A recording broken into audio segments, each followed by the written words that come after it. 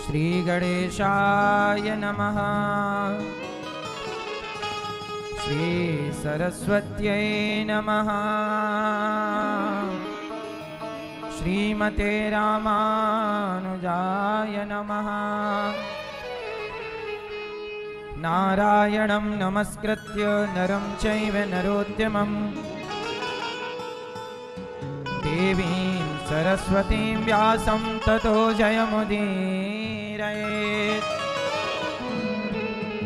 लक्ष्मीनाथसमारम्भां नाथयामुनिमध्यमाम् अस्मदाचार्यपर्यन्तां वन्दे गुरु परम्पराम्। जय जय श्री राधारमण, जय जय नवल किशोर, जय गोपी चित्तचोर प्रभु, जय जय माखन चोर, जय जय माखन चोर, जय जय माखन चोर। आए हो तो प्रेम से लो हरि का नाम, सब भक्तों को अनिरुद्ध की जय जय राधे श्याम। जय जय राधे श्याम, जय जय राधे श्याम, जय जय सीताराम। बोलिए वृंदावन बिहारी लाल की जय, वृंदावन धाम की जय, गौरी गोपाल भगवान की जय जय जय श्री राधे श्याम। भगवान, कल हम लोगों ने कथा में सुना कि भगवान श्री कृष्ण प्रकट हो गए और जब हमारे छोटे से कन्हैया एक दिन खेल खेल में बरसाने चले गए और जब बरसाने गए तो वहां राधा जी थी। तो राधा जी की सखियां खेल रही थीं और राधा जी भी खेल रही थी, छोटी सी थी। तो राधा जी के हाथों में मेहंदी लगी। सखियों ने कहा चलो राधा, आज तुम्हारे हाथों में मेहंदी लगाते हैं। ठीक है लगाओ। और जब राधा रानी के हाथ में मेहंदी लगी, मेहंदी लगाकर सखियां चली गईं और राधा जी अपने घर जाने लगी। तभी एक हवा का झोंका आया और हवा का झोंका आते ही राधा जी के बाल उलझ गए, कहीं यहाँ कहीं यहाँ। तब सामने से श्री कृष्ण आ रहे थे। तो राधा जी श्याम सुंदर से कहती हैं, अब जो राधा जी श्याम सुंदर से कहती हैं उसे भजन के माध्यम से समझिएगा। राधा जी कहती हैं, उलझी लट आके सुलझा जा रे मोहन, मेरे हाथ मेहंदी लगी। उलझी लट आके सुलझा जा रे मोहन, मेरे हाथ मेहंदी लगी। एक नैया, मेरे हाथों में मेहंदी लगी है, जरा मेरी लटों को आकर के सुलझाओ।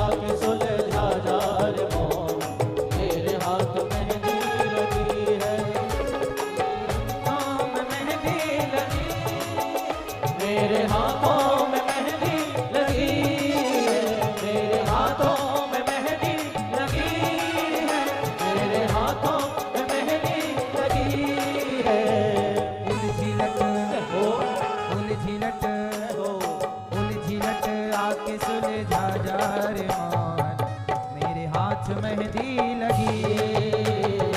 उर्मिलत आके सुलझा जा रे मान, मेरे हाथ मेहंदी लगी है। हरि बोल।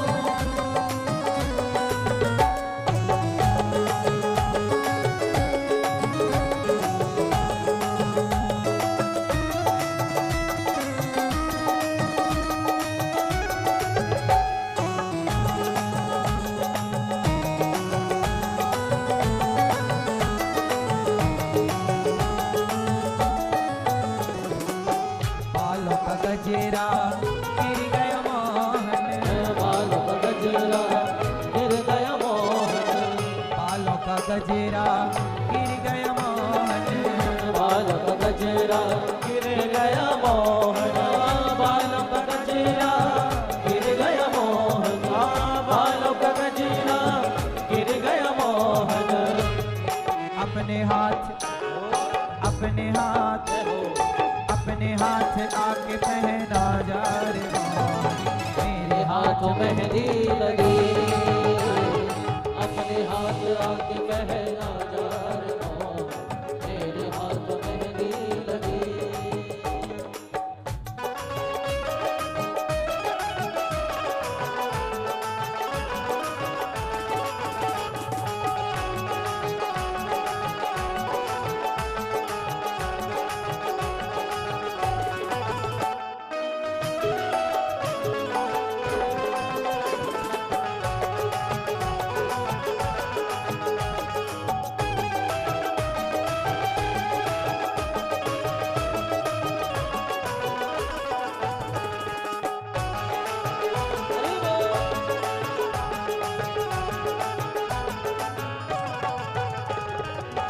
कानों का कुंडल गिर गया मोहन, कानों का कुंडल गिर गया मोहन, कानों का कुंडल गिर गया मोहन, कानों का कुंडल गिर गया मोहन, कानों का कुंडल गिर गया मोहन, कानों का कुंडल गिर गया मोहन।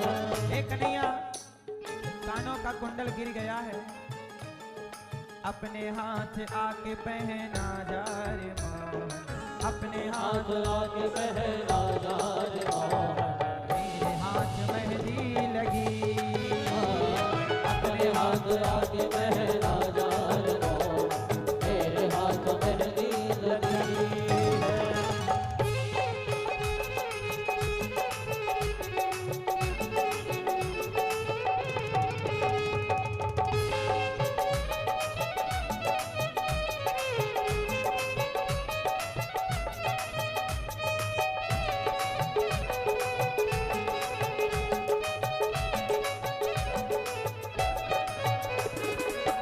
पाँव की पायल गिर गई मोहन, पाँव की पायल गिर गई मोहन, पाँव की पायल गिर गई मोहन, पाँव की पायल गिर गई मोहन। अपने हाथ ओ अपने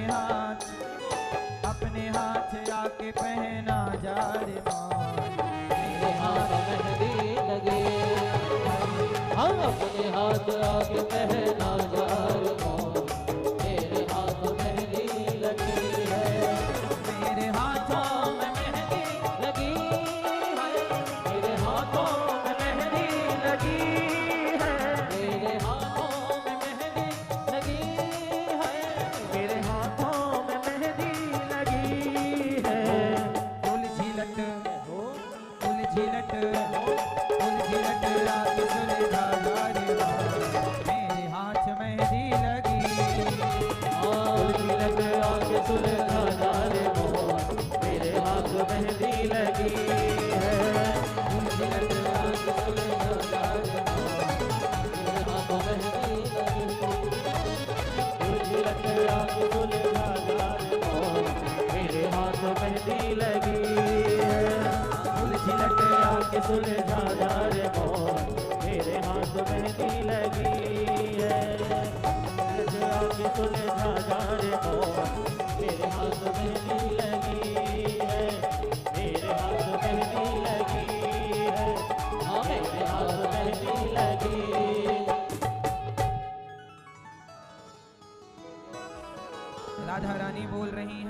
उलझिलट आके सुलझा जा रे मौन, मेरे हाथ मेहंदी लगी लगी।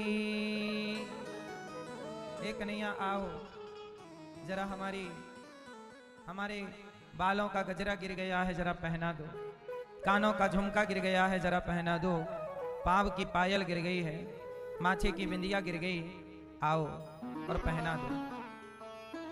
श्याम सुंदर जाते हैं और राधा रानी का श्रृंगार करते हैं। जैसे राम जी माता सीता का श्रृंगार करते हैं, ऐसे श्याम सुंदर श्री राधा रानी का श्रृंगार करते हैं। भगवान की ये पावन लीला देखो, भगवान की कथा बड़े बड़े ज्ञानी ध्यानी सुनते हैं, लेकिन कुछ भगवान की कथाएं कामी क्रोधी लोभी भोगी लोग भी सुनते हैं।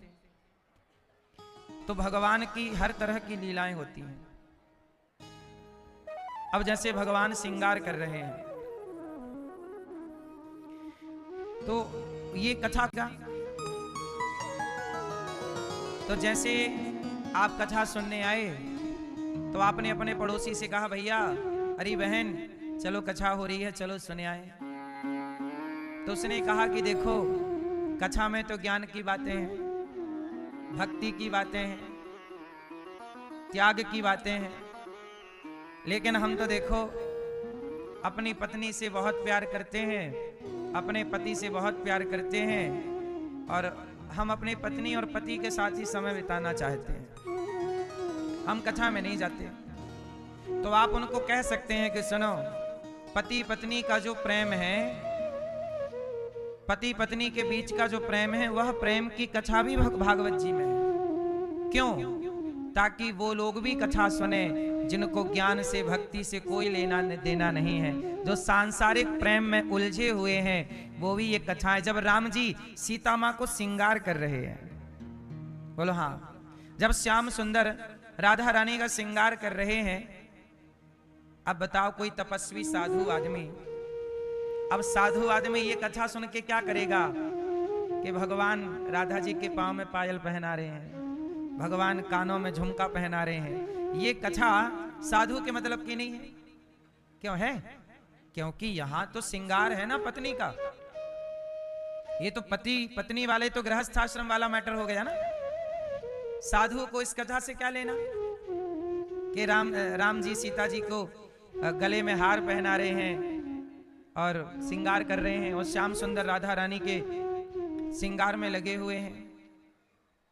राधा रानी श्याम सुंदर की गोद में बैठी हैं और श्याम सुंदर राधा जी को टुकुर टुकुर देख रहे हैं। अब आप कहोगे कि भगवान इस तरह की लीला, सुनो, साधु लोग अपनी साधना में लगे हैं तो उनके लिए त्याग की बातें बता दी शास्त्रों में, ऐसे त्याग, ऐसी भक्ति, ऐसा ज्ञान, आप इसको फॉलो करो। लेकिन जो आदमी भोगी विलासी है तो वो भी भगवान से अछूता ना रह जाए, इसलिए भगवान की, अब मैं आपको एक कथा सुना दूं तो मैं आपको सुना नहीं सकता लेकिन समझा सकता हूं हल्का सा। जब भगवान श्री कृष्ण मोहिनी अवतार लेते हैं, जरा सुनना, मैं आपको क्या समझाना चाहता हूं, आप इशारे से समझना, मैं स्पष्ट नहीं बोल सकता। भागवत जी में आपने सुना होगा कि जब भगवान समुद्र मंथन हुआ तो भगवान ने कच्छप का अवतार लिया था, सुना होगा। फिर आपने सुना होगा कि धनवंतरी भगवान अमृत का कलश लेके प्रकट हुए थे समुद्र मंथन के बाद, ये सुना। फिर आपने ये भी सुना होगा कि देवताओं से दैत्यों ने अमृत छीन लिया था, तो देवताओं को अमृत लौटाने के लिए भगवान ने कौन सा अवतार लिया था? हाँ, अब मैं आपको ये समझाना चाहता हूं, मोहिनी। अब आप जरा सुनिएगा, मोहिनी भगवान, जब भगवान हमारे कृष्ण नारायण जब मोहिनी बने तो मोहिनी मतलब स्त्री, मोहिनी मतलब स्त्री, और जब मोहिनी अवतार लेके भगवान आए तो वहां भागवत जी में लिखा क्या है जानते हो? लिखा है कि भगवान इतने सुंदर हैं, मतलब स्त्री की सुंदरता का, भगवान स्त्री बन गए ना, तो भगवान की आंख कैसी है, गाल कैसे हैं, उनका हृदय कैसा है, उनकी कमर कैसी है, शरीर के एक एक अंग का वर्णन ऐसे है जैसे आप सुने तो आपके अंदर वासना जाग जाए। जबकि भगवान की कथा वासना को समाप्त करने वाली है। भगवान की कथा वासना को, काम को नष्ट करने वाली है। लेकिन भगवान के अंग का ऐसा वर्णन किया, क्यों किया? हमने गुरुजी से पूछा पढ़ते समय कि गुरुजी ये जो लिखा है ये तो ऐसा है कि सुनाया भी नहीं जा सकता समाज में, एक एक अंग का ऐसा वर्णन है, स्पष्ट से बता भी नहीं सकते, ऐसा क्यों? तब गुरुजी ने कहा कि बेटा भगवान की कथा सब लोग सुने। अब जैसे कोई कामी क्रोधी है, कामी आदमी, तो उसके लिए ऐसी कुछ बातें लिखनी पड़ेंगी ना, भगवान का वो अंग दिखाना, ताकि उस अंग के द्वारा, उस कथा के द्वारा वो प्रभावित होकर कथा सुनने लग जाए, और वो भी कथा सुने और धीरे धीरे उसके चित्त में भी भगवान समाने लग जाए, और उसका भी हृदय काम से वैराग्य की ओर, मतलब आसक्त नहीं, यहां बुला के फिर ईश्वर को दिखाना है। वो नहीं, आपने देखा होगा कि माँ कहती है ये दवाई पी ले बेटा, दवाई पियोगे, लड्डू दूंगी, लड्डू, तो लड्डू रख लेती है सामने, ये लड्डू, पहले दवाई, मुंह खोला, कड़वी दवाई पिला दी, और कड़वी दवाई के बाद मुंह पे लड्डू ठूंस दिया, ले, तो वो रो नहीं पाया, वरना वो रोता। बोला हाँ, तो उद्देश्य लड्डू देना नहीं था, माँ का उद्देश्य लड्डू देना था ही नहीं, उद्देश्य था दवाई पिलाना। तो ऐसी लीला भगवान करते हैं, तो ऐसी लीला करना उद्देश्य नहीं है, ऐसी लीलाओं के द्वारा समाज के उन लोगों को भी खींचना है। अब जो वैश्याएं हैं, चाहे पुरुष या स्त्री, जिनका मन वैश्याओं में लगता है, या जो पुरुष भी वैश्या बन गए हैं, जो गलत रास्ता पकड़ गए, उन लोगों के लिए भी थोड़ा सा यहाँ है कि भाई आओ, भगवान का ये भी स्वरूप सुनो, श्रृंगार सुनो, तुम्हारे मतलब का मैटर है यहाँ। तो इसी बहाने ये आएंगे, और यदि धीरे से बात अच्छी लग गई तो ये गलत काम छोड़ के सदा सदा के लिए सत्संग में रम जाएंगे, भगवान में रम जाएंगे। तो इसलिए सब तरह की बातें हैं। अब कुछ लोग ये पूरा मैटर नहीं जानते, तो वो क्या समझते, अरे भागवत जी में ऐसा लिखा है, अरे रामायण में ऐसा लिखा है, अरे भगवान ऐसा करते हैं। अब देखो, तुम पूरा नहीं समझते, तो आप इतनी सी बात सुन के, तो आज वही है कि श्याम सुंदर श्री राधा रानी का श्रृंगार कर रहे हैं। आगे आप सुनेंगे कि भगवान श्री कृष्ण गोपियों के संग रास रचा रहे हैं, है ना? गोपियों के संग क्या रचा रहे हैं? रास। तो अब आजकल के लड़के लड़कियां हैं, ये लोग भी कहते हैं चलो जी रास रचाएं। अब ये लोग रास मतलब वही काम वासना को समझ बैठे हैं कि ये विषय भोग विलास को ही वो रास समझ बैठे हैं। बोलो हाँ कि ना? भगवान की कथाएं सही तरीके से ना सुनना, ना समझने से क्या हुआ कि लोगों ने अर्थ का अनर्थ कर डाला। वो बात किस लिए कही गई थी? अच्छा ये बताओ, मैं आपसे कहूं कि बीड़ी पियो, तो ये बात सही है कि गलत है? बोलो, गलत है ना? लेकिन इसको मैं दूसरे तरीके से समझा रहा हूं, फिर आप कहोगे कि फिर बताना कि सही है कि गलत है। सुनो, मैं आपको बीड़ी पीने का कहूं तो गलत है, लेकिन एक लड़का था, वो दिन में 10 बिंडल बीड़ी के पी जाता था, मतलब लगभग 100 बीड़ी पीता था। एक लड़का था, वो लगभग 100 बीड़ी पीता था।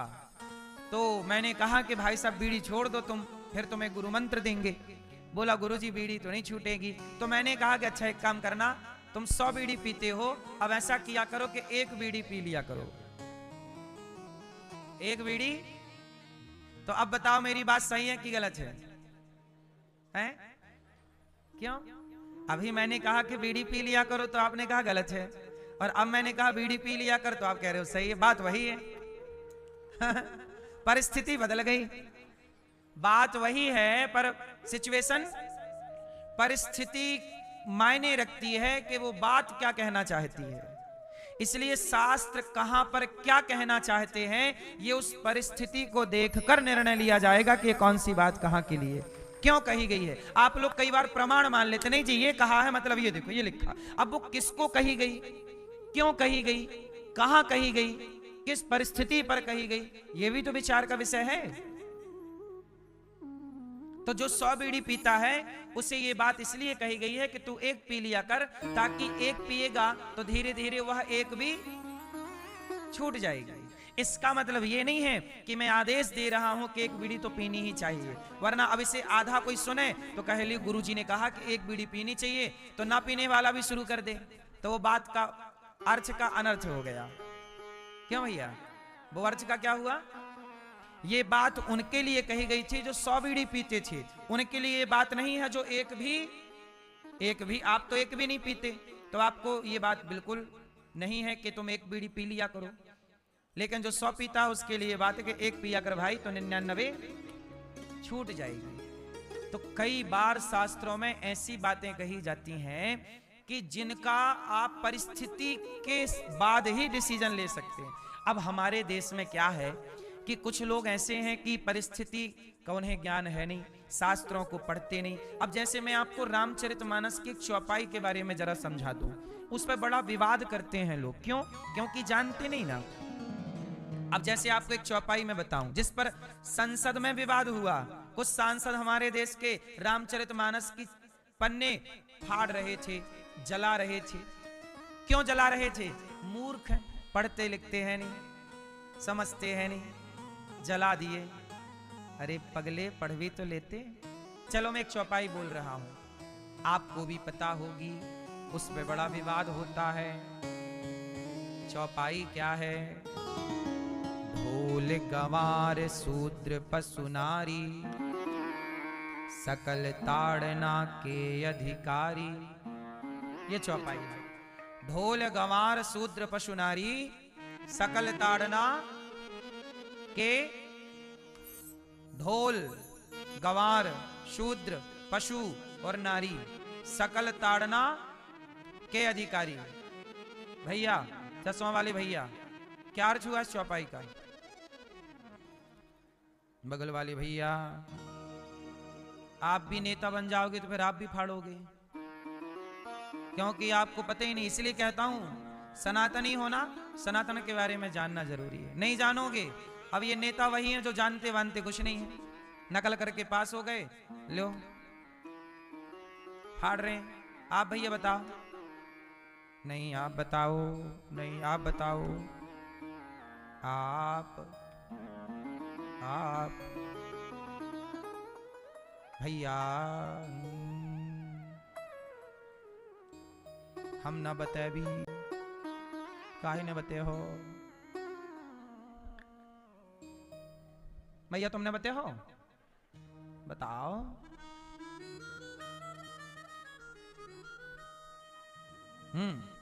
देखो मैया ने कुछ तो बताया, आप लोग पढ़े लिखे हो, कुछ तो बताते। ढोल मतलब ढोलक, ढोल तासे, ढोल तासे नहीं बजते शादी ब्याह में।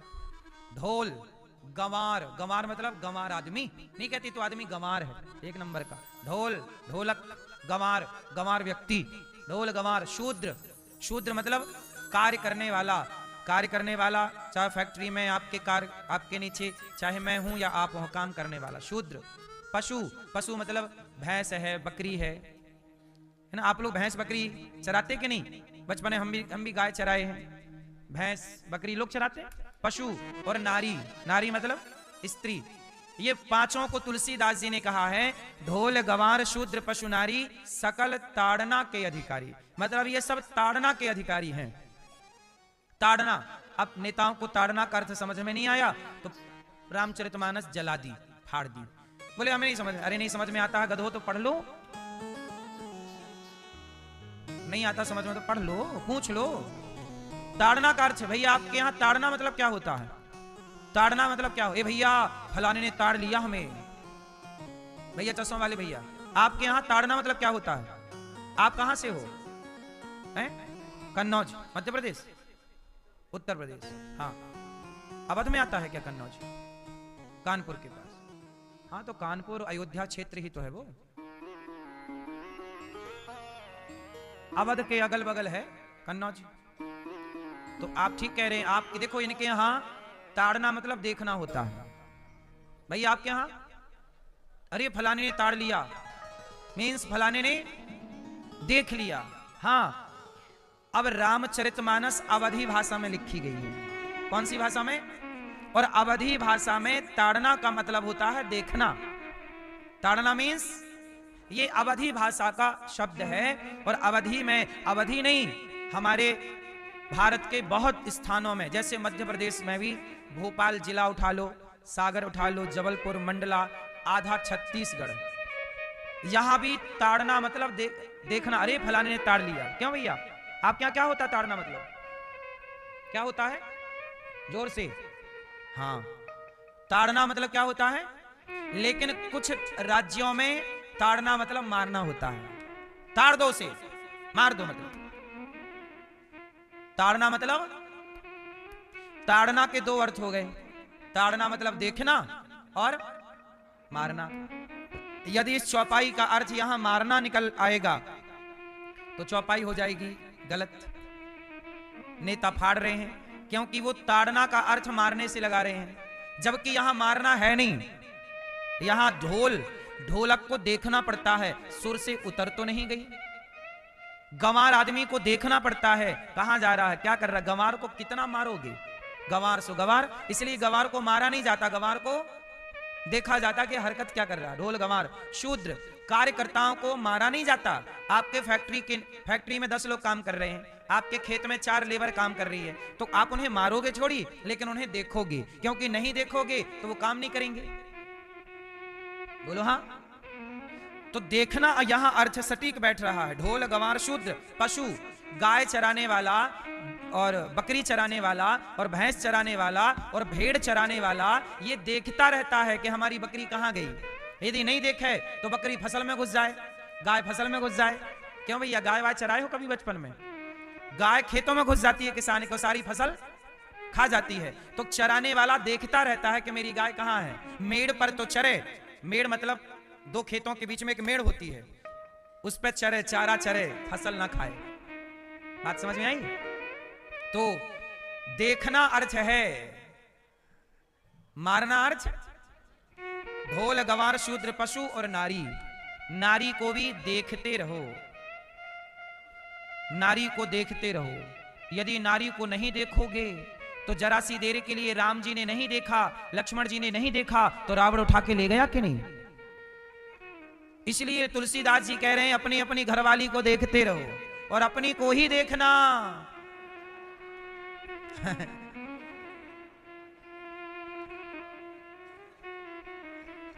आप काहे हंस गए? अपनी को ही देखना, पड़ोसन को नहीं। ताकते रहते तुझको सांझ सवेरे, ये भूल जाओ। क्यों मैया?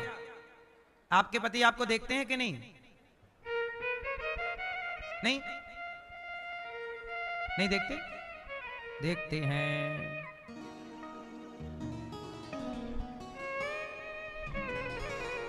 मैया आपके कहां गए पति?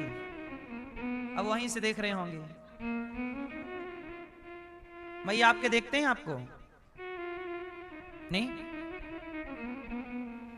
तो तुलसीदास जी कह रहे हैं पत्नी को देखते रहो, पत्नी को, अपनी वाली को देखो और किसी को। तो ढोल गंवार शूद्र पशु नारी, इनको क्या करना है? देखते रहना। इनको यहां ताड़ना का अर्थ यहां मारना नहीं होगा। यदि आपने अर्थ मारना कर दिया तो फिर पत्नी को मारते रहो, नारी को मारते रहो, पशु को मारते रहो, अर्थ हो जाएगा गलत। तो तुलसीदास जी का तात्पर्य यहां है कि इन्हें देखना है, ये नीति की बात है। लेकिन अब कुछ लोग नहीं समझते, वो कहते हैं नहीं ताड़ना लिखा है मतलब मारना होगा। अरे ताड़ना मतलब यदि मारना है कहीं अर्थ, तो ताड़ना मतलब देखना भी है। और जिस भाषा में रामचरितमानस लिखी है उस भाषा पे जाना पड़ेगा आपको, और अवधि में देखना होता है। जैसे सन मतलब सूर्य भी होता है, सन मतलब पुत्र भी होता है, दोनों सन है। लेकिन अब यहां ये देखना पड़ेगा कि पुत्र के लिए बोला जा रहा सेंटेंस के सूर्य के लिए, तो वहां पे दोनों का अर्थ बदलेगा ना। उच्चारण एक है, स्पेलिंग अलग अलग है, उच्चारण एक है। बस वही कहना है कि यहां भी उच्चारण एक है, ताड़ना, पर अर्थ उसके अब अर्थ 2 हैं, तो समझ में नहीं आने से लोग अर्थ का क्या कर देते हैं? अनर्थ। तो मैं आपको यही समझा रहा था कि बीड़ी पीना ये बात कहना गलत है, पर बीड़ी पीना, ये बात कहना परिस्थिति के अनुसार, कई बार वो बात जहां छोड़ने के भाव से कही जाए वहां सही बैठती है। तो ये परिस्थिति पर निर्भर करती है। इसलिए शास्त्रों के गहरे अर्थ को समझना है तो लंबा सत्संग करोगे और गुरु चरणों में बैठोगे तब शास्त्रों के मर्म को समझोगे। ऐसे नहीं समझ पाते, ऐसे शास्त्र हमारे समझ में नहीं आते। इसलिए कहता हूं सत्संग करिए। रास क्यों रचाए भगवान, ये तुम्हें समझ में नहीं आएगा, सत्संग करो समझ में आएगा। रास का अर्थ क्या है, ऐसे समझ में नहीं आता। भगवान ये लीला क्यों कर रहे हैं, समझ में नहीं आता। माता सती की समझ में तो आए नहीं राम। बताए ना हमने एक दिन कि राम जी सीता मां को खोज रहे थे और माता सती को डाउट हो गया कि भगवान नहीं हो सकते। तो जिन्हें भगवान की पत्नी माता सती शिव की पत्नी ना समझ पाई, उन्हें हम और आप कितना समझेंगे। मैया हमारे श्री अनिल कुमार जायसवाल जी, श्रीमती आपकी धर्म पत्नी श्रीमती कमलेश जायसवाल जी, आप कितने पुण्यात्मा हैं कि आपके द्वारा इस माघ के पावन माह में ये सुंदर सी कथा सुनने का इन सब भक्तों को मौका मिल रहा है। आपने बड़ा पुण्य किया है। समाज को कथा का दान करना, कथा सुनाना बड़ा पुण्य है। और ये आपके पुत्र श्री कार्तिकेय जायसवाल जी, पुत्री आंचल जायसवाल जी, पुत्री लक्ष्मी जायसवाल जी और रविशंकर जायसवाल जी, मिथिलेश जायसवाल जी, मान्यता जायसवाल जी, आप सब सुल्तानपुर हम आए थे एक बार, अयोध्या के पास है।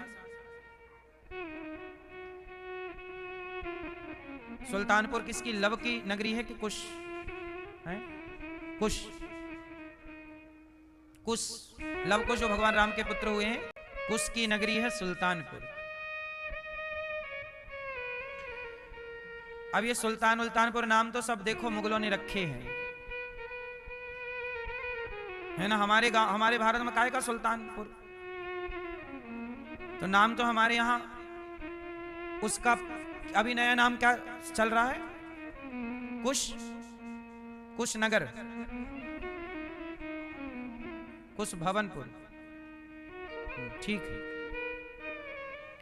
तो ये बड़ी अच्छी बात है कि वह कुश जी की नगरी है, मतलब ये राम की नगरी है एक तरह से, राम के पुत्र। साथ ही हमारे श्री रामकृष्ण राज जी, इनकी मौसी सविता मरकाम जी और भाई दीप मरकाम जी कोरबा छत्तीसगढ़ से आप पधारे हैं और आप भी अपने पितरों की कल्याणार्थ भागवत की सुंदर सी कथा का आयोजन करा रहे हैं। सब पर कृपा हुई भागवत जी की, आपके एक प्रयास से सबको भागवत सुनने को मिल गई। आपके पूर्वज तो सब तृप्त होंगे ही, इन सबको सुनाने का भी पुण्य आपको मिलेगा। कल आपने सुना कि भगवान कृष्ण प्रकट हो गए। कहां प्रकट हुए, मथुरा में, देवकी मां के यहां, वसुदेव जी के यहां। वसुदेव जी भगवान को लेकर चले, जेल के ताले पहरेदार सब बंधन से मुक्त हो गए। वसुदेव जी आजाद होके चल पड़े। देखो भगवान को लिए तो हर बंधन से मुक्त हो गए। यही जीवन का सार है कि जो अपने चित्त में, अपने हृदय में भगवान को स्थापित करता है, वह संसार के हर बंधन से मुक्त हो जाता है। भगवान की कथा बंधन से मुक्त करने वाली है। भगवान की कथा किससे मुक्त करती है, बंधन से। यदि बंधन से मुक्त होना है तो भगवान का आश्रय लीजिए। अब भगवान का उत्सव चालू हो गया ब्रज में। पूतना मौसी आ गई। पूतना लोक बालघिनी राक्षसी रुधिरासना जिघांसया पहरये स्तनम दत्वापसद्गतिम।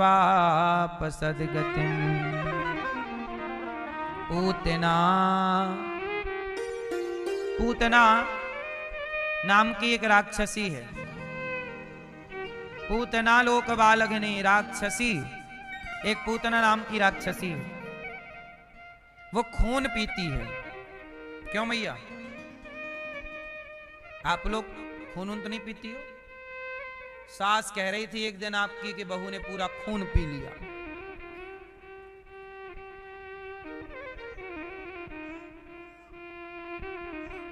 क्यों मैया, आपका खून बहू तो नहीं पी गई? पूतना बच्चों को मारती, खून पी जाती। राक्षसी तो राक्षसी, आई श्री कृष्ण का खून पीने। भगवान बोले आ, तो हमारा खून पीने आई, हम तेरे प्राण पी जाएंगे। पूतना आई शकल बदल के, थी बड़ी दुष्ट राक्षसी, और भगवान कृष्ण को मारने गई। स्तन में, अपने आंचल में, स्तनों में जहर लगा लिया कि बच्चे को पिलाऊंगी दूध तो दूध की जगह जहर पिएगा, मर जाएगा। बड़ी सुंदर बंठन करके पूतना चली। भगवान कृष्ण ने देखा कि पूतना आ रही है, देखते ही भगवान ने आंखें मूंद ली, हम नहीं देखेंगे तुझे। क्यों? तेरी शकल बहुत अच्छी है पर तेरा मन बहुत बुरा है। और भगवान कहते हैं कि जिसका तन बहुत सुंदर हो पर मन गंदा हो, हम उसे नहीं देखते। भगवान किसे देखते हैं? सुंदर तन वाले को कि सुंदर मन वाले को? किसे देखते हैं? किसे देखते हैं? हाँ, भगवान तन की सुंदरता नहीं देखते, भगवान मन की सुंदरता देखते हैं। इसलिए कहता हूं, तन को सजाने में ज्यादा परेशान ना हुआ करो। आजकल लोग बड़ी सर्जरियां करा करा के अपने को सुंदर बनाते रहते हैं। आप लोगों को लगता है ये हीरो हीरोइन बड़े सुंदर हैं। नहीं मैया, ये लोग आपके साथ छल करते हैं। ये लोग क्या करते हैं कि ये अपने शरीर में प्लास्टिक सर्जरियां करवाते हैं, अपने ईश्वर की बनाई रचना के साथ छेड़छाड़ करवाते हैं। हाँ या ना? महंगे महंगे इंजेक्शन लगवाते हैं, जिन इंजेक्शनों से शरीर का रंग बदल जाता है और फिर आपको लगता है वो कितना सुंदर है। माइकल जैक्सन था, वो अपनी होंठों को लाल रखने के लिए होंठों पर इंजेक्शन लगवाता था। माइकल जैक्सन अपने साथ 10 डॉक्टरों की टीम रखता था। पानी पीता था तो डॉक्टर चेक करते थे, खाता था तो डॉक्टर चेक करते थे।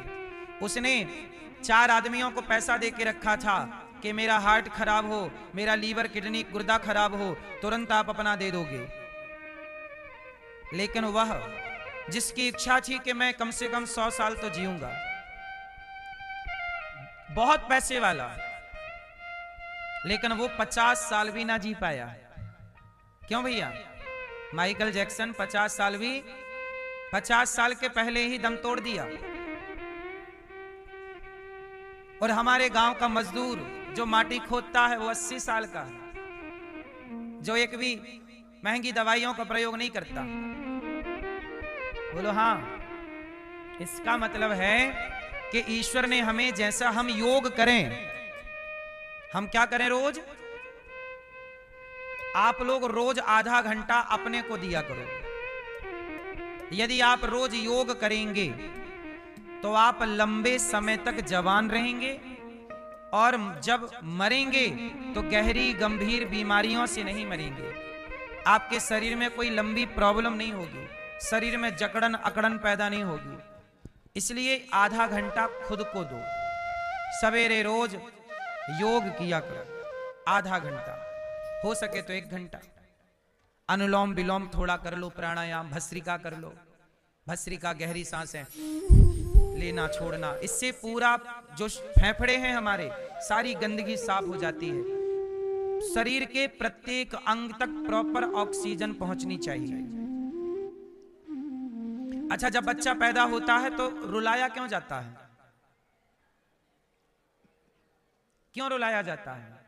क्योंकि रुलाने में उसकी सांसें लंबी चलने लगती हैं। वो लंबी सांसें चलने से उसके पूरे बॉडी तक, पूरे शरीर तक ऑक्सीजन पहुंच जाता है।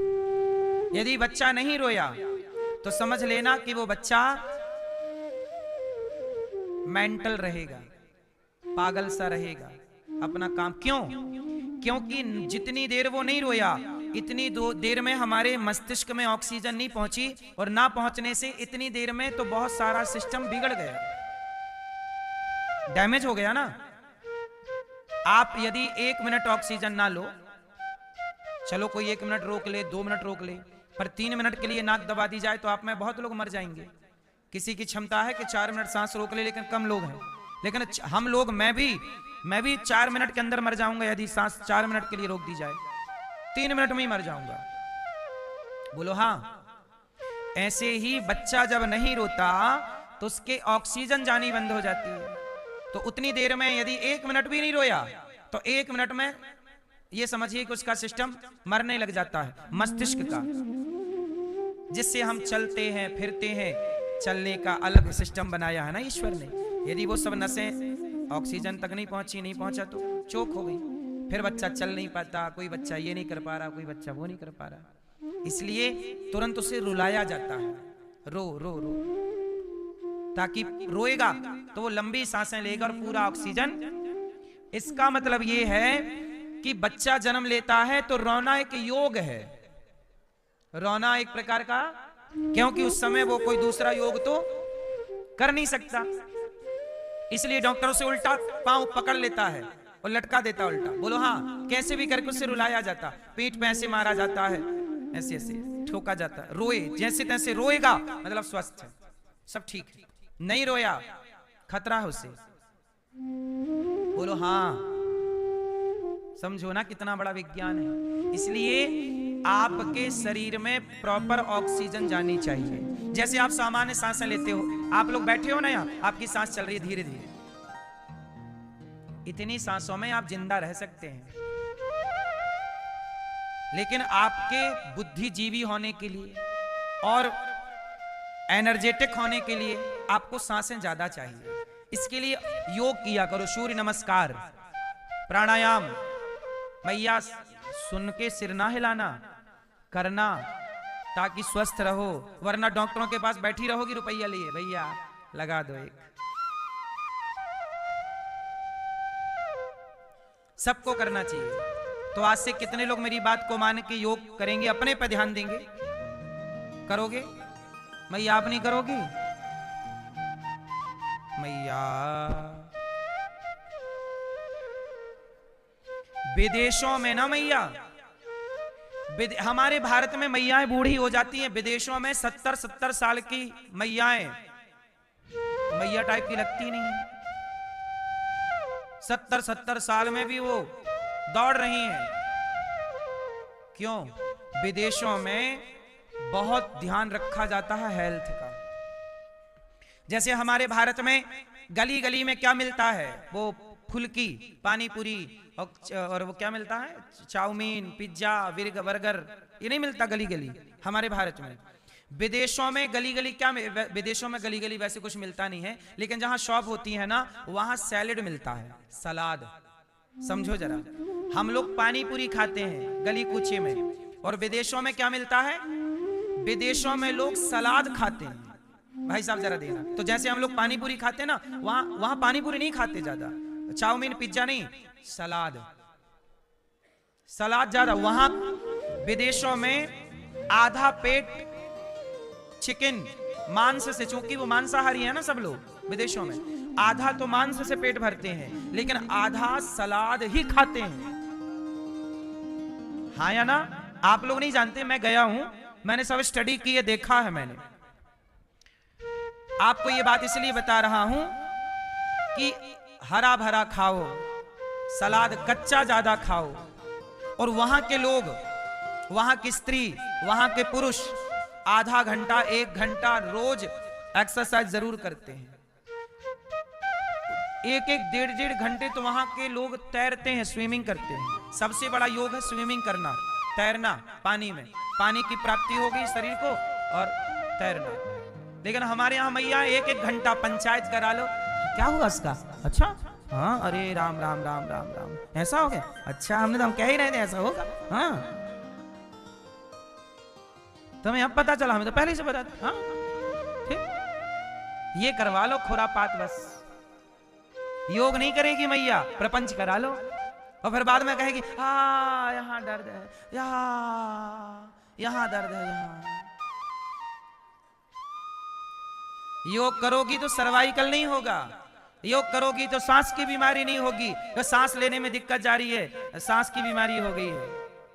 योग करो मैया, करोगी? योग करना, खाना पीना अच्छा करो,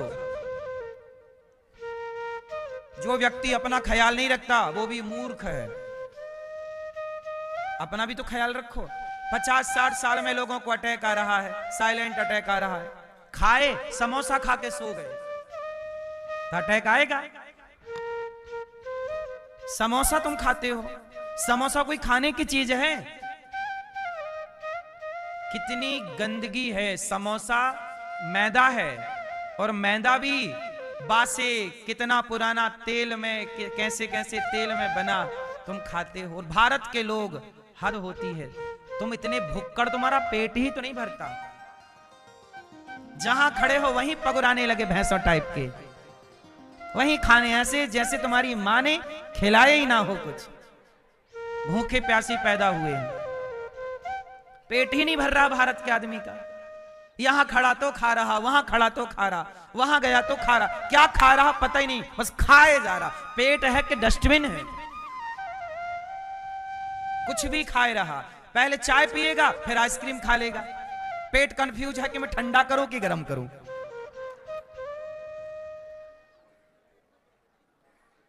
भाई पेट को भी हर चीज गर्म करनी पड़ती है। क्यों भैया? पेट का सिस्टम। अच्छा बताओ, आपका शरीर गर्म रहता है 12 महीने के ठंडा? उत्तर दो। सर्दियों में आपका शरीर गर्म रहता। शरीर का टेम्परेचर सर्दियों में ज्यादा होता है और गर्मियों में टेम्परेचर कम होता है। लेकिन हर टेम्परेचर में आपके शरीर में गर्मी होती है। बोलो हाँ। आपके पेट में कभी भी हाथ रखना, आपका पेट हमेशा गर्म मिलेगा आपको। बोलो हाँ। 12 महीने। बोलो हाँ। सर्दियों में ज्यादा गर्म होता है और गर्मियों में पर गर्म, क्योंकि शरीर का अपना टेम्परेचर है। यदि शरीर का टेम्परेचर बिगड़ा तो ही बीमारी होती है, बुखार और ये और वो। इसलिए शरीर के टेम्परेचर को मेंटेन करना